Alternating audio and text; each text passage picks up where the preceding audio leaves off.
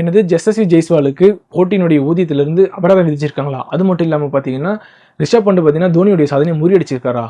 மொத்தமாக இந்த வீடியோவில் பார்த்துலாம் வாங்க. இந்த மாதிரியான கிரிக்கெட் அப்படி தெரிஞ்சுக்க மறக்காம நம்ம சேனலை சப்ஸ்கிரைப் பண்ணிங்க.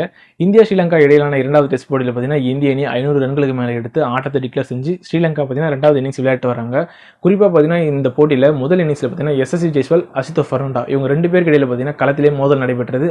அந்த மோதலுக்கு அப்புறம் பார்த்தீங்கன்னா ஐசிசி இப்போ ஒரு நடவடிக்கை எடுத்திருக்கு அவங்க மேலே. என்னன்னு பார்த்தீங்கன்னா அதாவது எஸ்எஸ்வி ஜெய்ஸ்வால் பார்த்தீங்கன்னா அந்த ஓவரில் அதாவது அசிதோ ஃபர்னாண்டோ பார்த்தீங்கன்னா ஓவர் வீசினார். அந்த டைமில் பார்த்தீங்கன்னா எஸ்எஸ்வி ஜெய்ஸ்வால் வந்து ஷார்ட் பால் போட்டு விக்கெட் எடுக்கணும் அப்படின்னு சொல்லிட்டு அசிதோ ஃபர்னாண்டோ பந்துகளை வீசினார். அந்த டைமில் பார்த்தீங்கன்னா எஸ்எஸ்வி ஜெய்ஸ்வால் பார்த்தீங்கன்னா அந்த ஓவரில் பார்த்தீங்கன்னா 2 பவுண்டரிகள் அடிச்சிருந்தாரு. அதுக்கடுத்து பார்த்தீங்கன்னா அசிதோ ஃபர்னாண்டோ பார்த்தீங்கன்னா ஒரு லென்த் பால் வீசினார். அந்த ஷாட்டை வந்து ஃபுல் ஷாட் அடிக்கலாம் அப்படின்னு சொல்லிட்டு எஸ்எஸ்வி ஜெய்ஸ்வால் ட்ரை பண்ணார். பட் ஆனால் பார்த்தீங்கன்னா அந்த பந்தில் அவர் வந்து போல்ட் ஆகிட்டார்.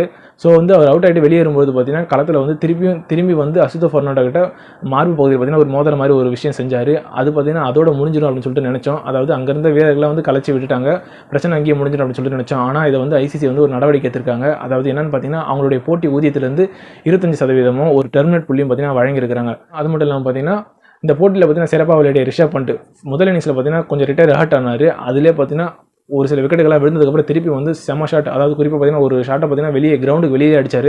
அது பார்க்கறதுக்கு சிறப்பாக இருந்தது. இந்த போட்டியில் பார்த்தீங்கன்னா ரிஷப் பண்ட் பார்த்தீங்கன்னா ஒரு சாதனை படைச்சிருக்காரு. அது என்ன சாதனை பார்த்தீங்கன்னா அதாவது மகேந்திர சிங் தோனியுடைய சாதனையை முறியடிச்சிருக்காரு. என்னன்னு பார்த்தீங்கன்னா வெளிநாட்டு மைதானங்களில் டெஸ்ட் கிரிக்கெட்டில் ஒரு விக்கெட் கீப்பராக வந்து அதிக ரன்கள் அடித்த வீரர்களின் பட்டியலில் பார்த்தீங்கன்னா ரிஷப் பண்ட் பார்த்தீங்கன்னா அதாவது தோனியுடைய ரெக்கார்டை முறியடிச்சிருக்காரு.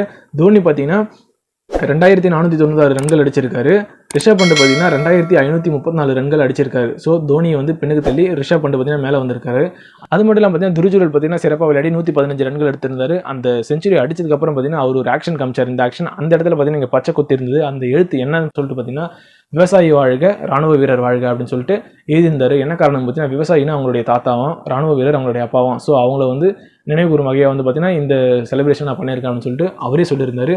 ஸோ இப்படி இருக்கும் பட்சத்தில் பார்த்தீங்கன்னா இந்த மாதிரியான கிரிக்கெட் தெரிஞ்சுக்க மறக்காம நம்ம சேனல் சப்ஸ்கிரைப் பண்ணிங்க. உங்களுடைய கருத்து என்ன சொல்லிட்டு நீங்கள் மறக்காம கமெண்ட் பண்ணிட்டு போங்க.